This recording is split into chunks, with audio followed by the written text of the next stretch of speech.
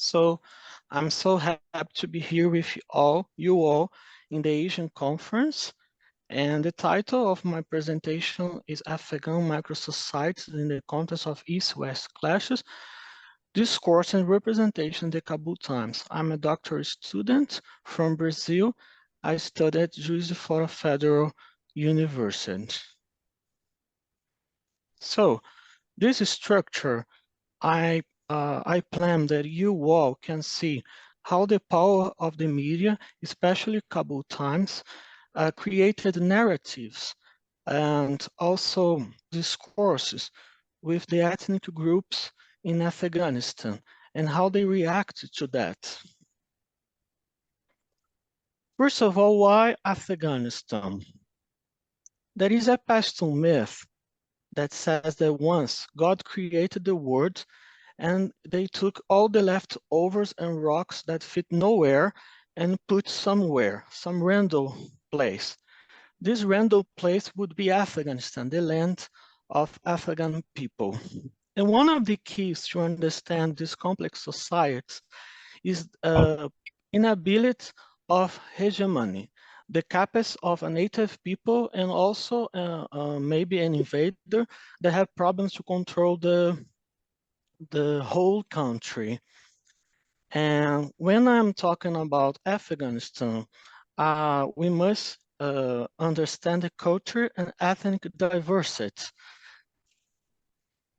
The next slide, I show the Afghanistan microsocieties. As you can see, the Pashtun, Tajik, Turkmen, Baluch, and among others, one living in Afghanistan. But why do I use microsociety concept instead of ethnic group or ethnic diversity? I'm based in a concept of Amin Saikal, a conception. He's an Afghan author.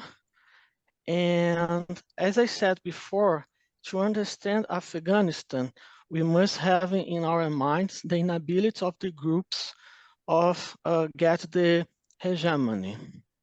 And the microsocieties, they are relative autonomous and capable of rivaling national projects with the central power, according to this Amin-Saikal conception. Not only microsocieties will be mobilized in this research, but also the ethno-symbolist paradigm of, Anthony Smith. Anthony Smith understands that nationalism has roots in antiquity. It is primarily understood as a modern concept. Ethno-nationalism, according to Anthony Smith, it's a group not recognized by a central power, and not necessarily recognized by the central powers, and they seek autonomy and their identity. He says that ethno-nationalism aims to draw on communal paths to shape their individuals and collective destinies, seeking self-fulfillment and regeneration. And when I'm talking about these micro-societies, one history comes into my mind. That is the history between Hazaras and Pashtun disputes. As you probably all know, the Buddhas from Bamiyan, the statues, they were destroyed by the Taliban group.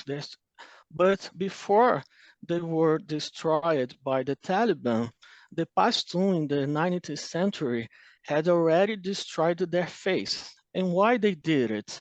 They did it because the Hazara claims they are the original people of Afghanistan. They are not the only one who claims that. The Pashtun also does, but in a way of destroy their narrative, they destroyed the Buddha, because the Hazara said, oh, look at me, I am like, I am the native people from Afghanistan, because the Buddha that is here a lot of time before me, he has the face like me, similar than me. And when we are talking about also geography fragmentation in Afghanistan, when we take for instance, the Indo-Kush and Pami Mountains ranges, a lot of scholars, authors, as Dubai and Person, they believe that this fragmentation, geographic, helps to understand this fragmentation from the point of view of ethnic groups. But the 20th century had a lot of attempts to force and promote a feel of nationalism.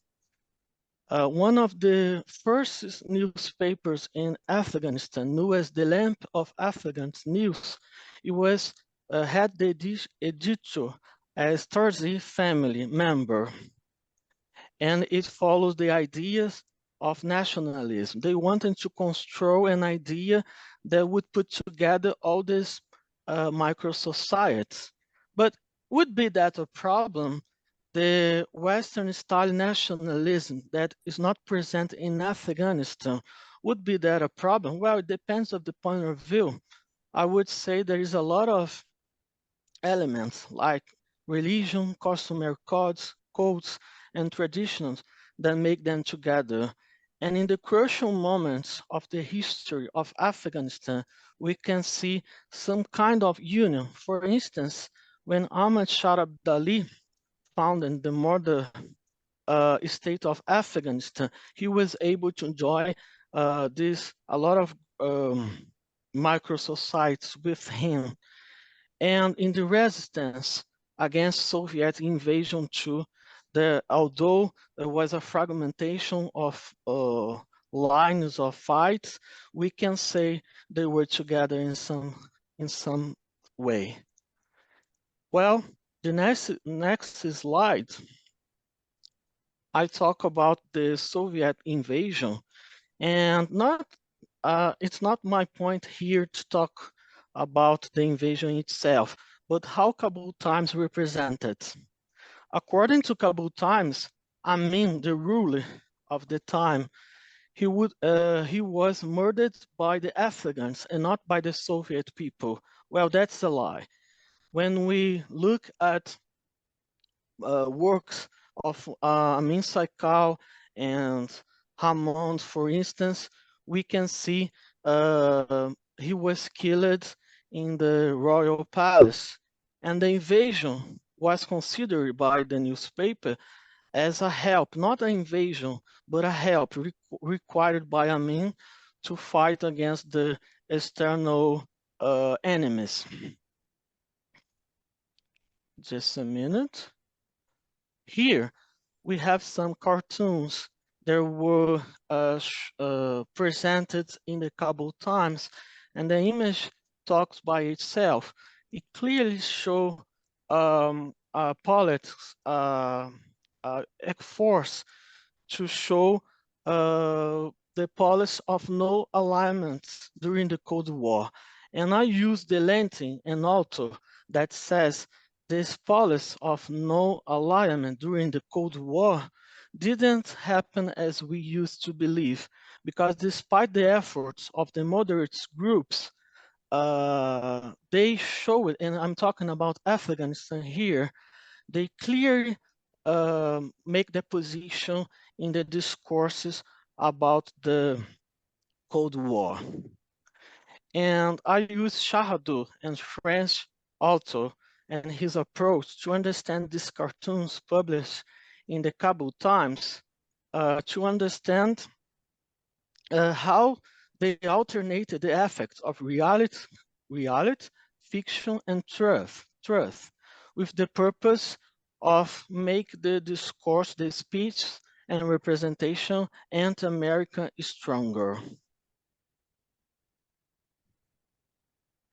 So, the power of media in Afghanistan. Radio has been the most popular form of media in Afghanistan since the 1920s, according to SIA World Factbook. Television came later with the help of Japan in 1978, after the Seoul Revolution, the April Revolution, due to politics and economic instability that were happening in Afghanistan. And Kabul Times, the first edition of Kabul Times, explained why it was released in English, and which was the public they were aiming. It says, Afghanistan is taking an important step forward by publishing the first English newspaper from today to introduce Afghanistan to the outside world and inform our foreign friends residing in this country and abroad about our present activity and struggle for the progress as well as about our past history and culture. Afghanistan at that time was illiterate country. People didn't read. Something about 90% of more than 90%, 90% of the population was not able to read. And how can we balance and seize this dimension of the Kabul times? Well, it was not directed to the people inside the country. It must be understood in the context of disputes of Cold War. And it doesn't mean that people inside the country didn't read it, but the elites, the privileged people and the politics peoples of the country. And Kabul Times approach of the rules and microsocieties. How was the approach? Well, it's very surprising when we are reading the Kabul Times, when we can see in one page, in one day, they are praising some ruling, for instance, and another day when this rules falls down and another rules come to power, there is a lot of criticisms in a short period of time, sometimes a day next to it. So they use it, the newspaper, to legitimize the rules that succeed into the coups and counters coups that happen in the country. So, for instance, we have the party of PDPA, the party of people from democratic people from Afghanistan. It was a party with Soviet influence that came to power and saw revolution, the April Revolution. And after that, the Soviets invaded the country. And they initiated structural reforms in societies. They tried, for instance, to eradicate, to eliminate religious education at schools and establish deepest reforms as land reforms, restrictions of polygamy and the age of marriage, for instance, the end of the dowry, the price the people had to pay when they married, and the end of usury, when we lend money. But which made it impossible for peasants to obtain seeds and agricultural instruments. But Kabul Times showed everything was fine. People was happy with the reforms, and everything was fine, as I said before. But they also showed the vision, the point of view of Soviet about what was happening in the country. They considered, Soviet considered that the country was feudalism and pre-feudalism. It was clear on the newspaper these terms. So, next one. I'm talking about Ghaffar Khan. Ghaffar Khan was a Pashtun leader. He's the focus of my PhD research. The research I'm presenting now for the first time in English. That's why I'm a little bit nervous, I have to confess. But the Ghaffar Khan is the leader of Pashtunistan, a movement that side by side with Gandhi represented the resistance from the India from the British, and Abdul Ghaffar Khan wanted, desired an independent Pashtun state, the Patunistan. As I said, he was friend of Gandhi, and he was inspired by the now violent movement of Gandhi.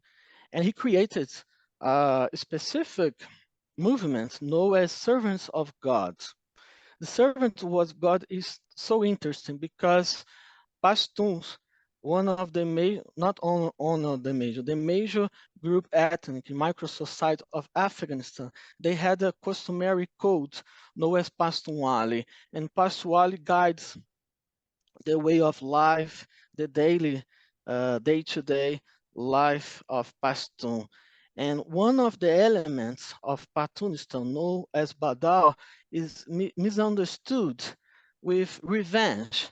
Although it says that when someone murder a member of a family, a clan, you must kill it back, revenge. I will use this term revenge, but it also says that there is some retribution way of understanding it, because the same code says about forgiveness, but West only emphasize the revenge and the murder cycle of this personal code.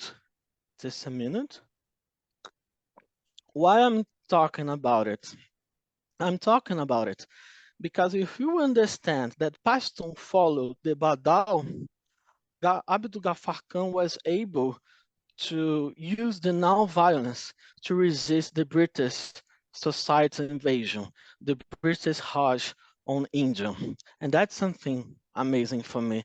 That Pakistan is the focus of my PhD, and it's related to Kabul Times because Kabul Times used Ghaffar Khan, a huge leader of not only Afghanistan but Pakistan to an India, to legitimate the Soviet invasion. He was interviewed, and he says it was everything okay with the invasion. I didn't. Sorry, I want to say that I must study it deeper at my PhD to see if that really happened or if he was manipulated by the Kabul Times. And conclusions of my work, of this research. Well, what is important here? What I want to take your attention, pay your attention at, is the Kabul Times was used to pursue the goals of the rulers that were in power. And we have the falls of monarchy with Sahih Shah, followed by the rules of Amin, Taraki, and later with invasion, Soviet invasion, Brabak Kamal. And they said that the microsociety was passive. They had no willing. They were only congratulating the leaders that came to the power, and that's a lie. Because when we compare to another works, we can see, for instance, the Nuristan and Bandaskan region, as Ramon said, revolt spread until it involved each of the 29 provinces and almost all ethnic group in 1987. In one example, very important here is the Herat massacre. Massacre, sorry. It happened in 1979, and just to finish, the Kabul Times did not say any word about it. It was when Microsociety joined the guarnitions and killed the Soviet policemen. And the newspapers do not say any word about it. On the contrary, he focused on the events about education programs. And microsocieties, they were not passive, they were active. For instance, when they resisted the Soviet invasion as well. A lot of groups resisted to it. And I'm sorry about my bad English, and thank you for listening. And the contact is here on the screen, and I'm so happy to this opportunity. Thank you very much. Well, thank you, Mr. Yuri Alam, Maciel Tesch. Do you have any comments or question? Mm, uh, have you been to Afghanistan, Mr. Yuri? Well, I just want to thank you. Oh, have you been to Afghanistan? Not yet, but I'm going to be on London to a Oh, PhD research, and I plan to go to Pakistan first this hi. year. When you visit Afghanistan, please take care yourself.